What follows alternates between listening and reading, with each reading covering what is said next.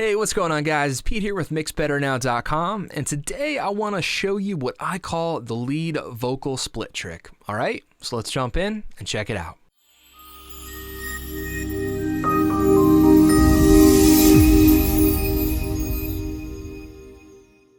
Okay, so I know a lot of you are probably wondering what the lead vocal split trick is, and in truth, it's probably either a really good or a really bad name for a pretty simple yet effective method of mixing a lead vocal that I've sort of come up with and put into practice over the years. Now, very simply put, I will often get multi-track sessions from recording engineers or bands who track and do their own thing in their place.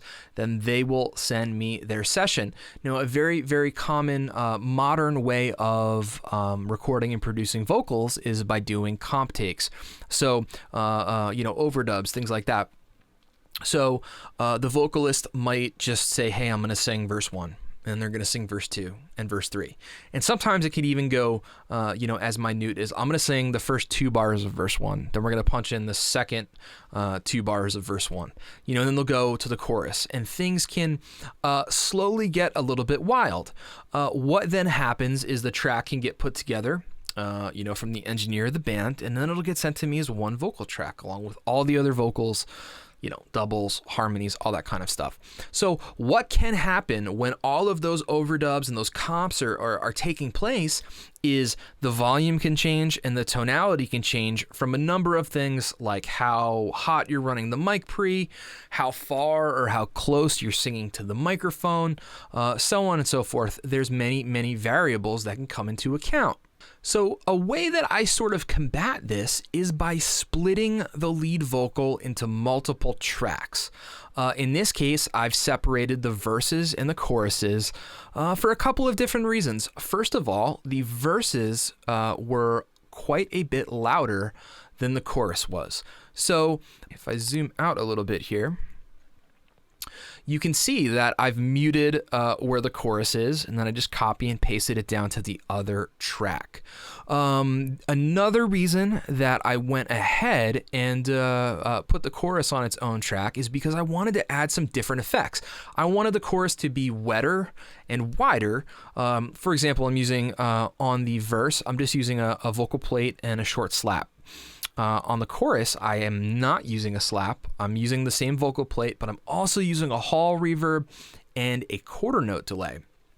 Now, as if that's not enough, I'm using a different compressor on the verse, a different compressor on the chorus, and then I'm using a different EQ on the verse and a different EQ on the chorus. That way I can completely dial in and tailor the vocal to sort of sound exactly how I want it to sound throughout the performance. What I'll do is I'll play it from verse 1 going into chorus 1. I want you to listen, and then I will show you what I've done specifically on these tracks. Here we go. Talk to me slowly now, tell me what you're feeling. I am lying in the dark, staring at the ceiling. It is hard to be waiting patiently for your love to appear, but I know that he's still near.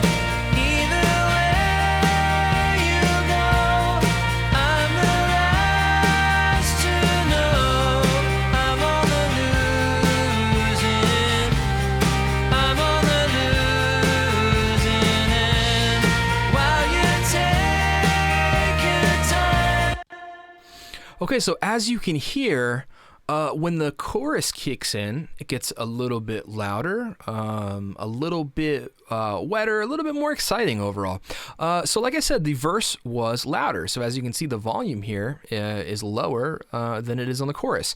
Now, when I'm doing things like different EQ, different compression, different effects, I could technically do it on one track, but it would be an awful lot of automation to do. I only have 10 inserts in Pro Tools, and it could be done. It's just way easier for me to do it this way. Something I'll even do is if I want to, do something like a delay throw on a part, I might even edit out that one word or phrase and then put it on another track and then add its own EQ, compression, and effects. So let me show you what I got going on here. If I solo up the verse, it sounds like this. Talk to me slowly now, tell me what you're feeling. I am lying in the dark, staring at the ceiling. So it's a bit quieter. I've purposely made it be a little bit more intimate sounding, so it's a little bit drier, okay? It's less wet, there's less effect on there. And then, so because it's a less dynamic vocal performance than the chorus over here. Either way you go, I'm the last to know.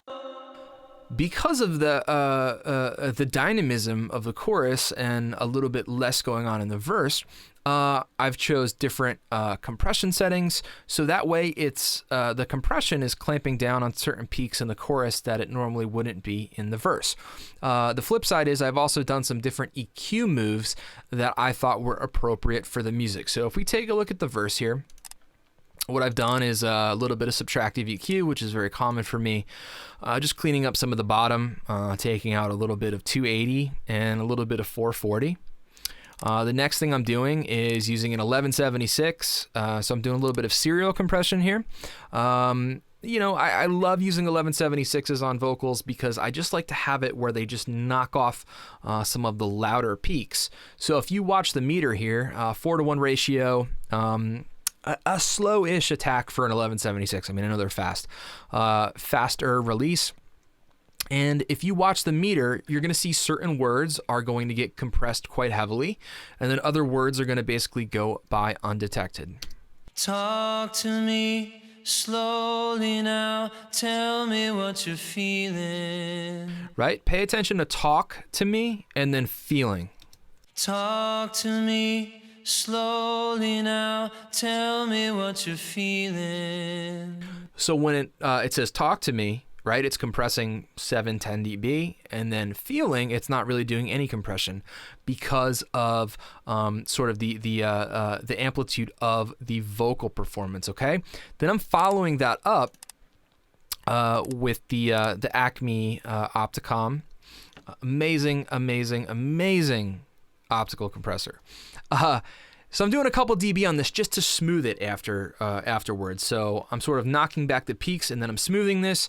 The reason I've chose this compressor is it adds a little bit of harmonic distortion to the vocal.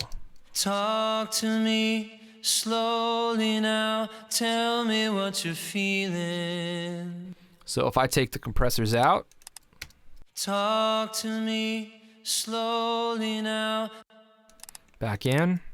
Talk to me slowly now. Just a nice way to control it, and I'm kind of digging it. So first up, doing a little bit of EQ here on the Pultec. On the MEQ5, I'm getting rid of a little bit of 700, and then I'm adding 3 dB of 3K. Then on the EQP1A, I'm boosting some 10K with a pretty wide bandwidth. It's a little bit of a duller sound on the verse, so I want to brighten it up with that 10K, hence why I'm doing this.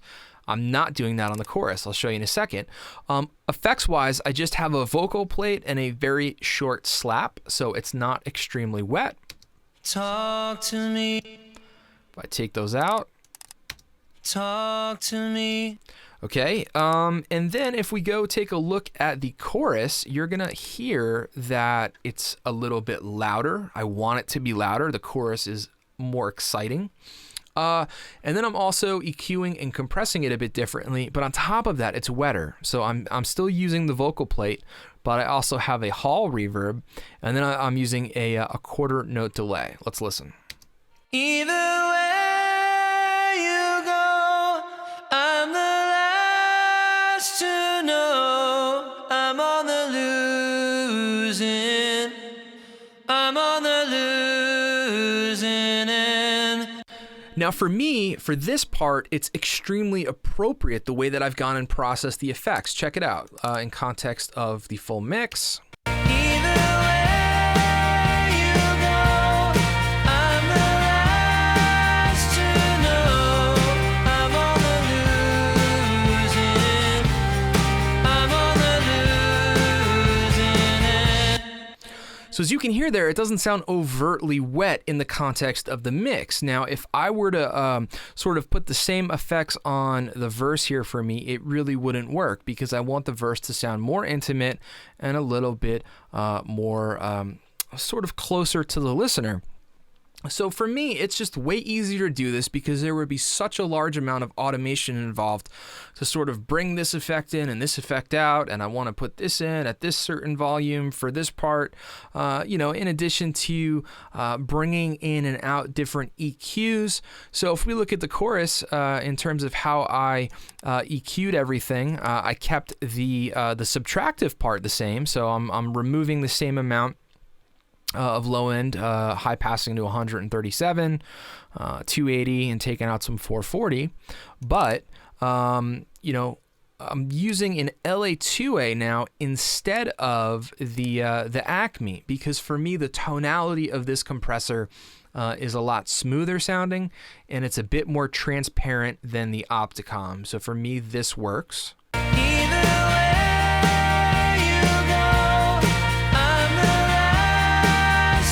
So as you can see, I'm just sort of kissing the compressor here after the 1176.